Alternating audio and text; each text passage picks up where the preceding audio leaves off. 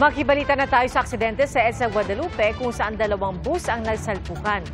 Saksilan, si Nico Wahe. Nico, anong latest? Pia, 31 nga sugatan matapos masangkot sa aksidente ang dalawang bus dito sa EDSA Busway, dito sa may Guadalupe sa Makati City. Itong bus na nasa aking likuran, ito yung dalawang bus na nasangkot dito sa aksidente. Batay sa inisyal na impormasyon mula sa MMDA at sa Makati Police, ay sumalpok sa likod ng bus ang isa pang bus. Ayon sa konduktor nitong bus na nasa unahan na ngayon ay tinotow na ng MMDA, huminto raw sila dahil may motorsiklong daraan galing sa loob o yung sa Center Island sa ilalim ng MRT3.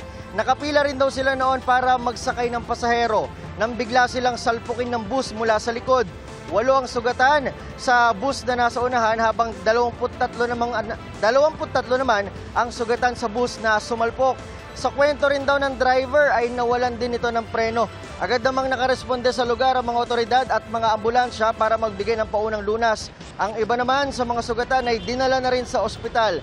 Nagdulot din ng matinding traffic dito sa area. Itong aksidente dyan sa may EDSA Orense. Nagsimulang bumigat ang daloy ng trapiko at para sa mga pa-northbound ng mga motorista. Ang ilang bus naman na hindi na makadaan sa busway ay umatras na at lumabas na ng EDSA para lang makausad. Yan muna ang latest live mula rito sa Guadalupe sa Makati City. Para sa GMA Integrated News, ako si Nico Wahe, ang inyong saksi. Nico, linawin ko lang, paano naman yung mga hindi pa nakakasakay ng mga bus, yung mga kababayan natin na ngayon pa lamang pauwi? Sabi mo, nasa labas na ng carousel yung daanan ng mga bus, pero saan pa rin sila sasakay? Doon din ba sila mag-aabang sa gitna na ng EDSA?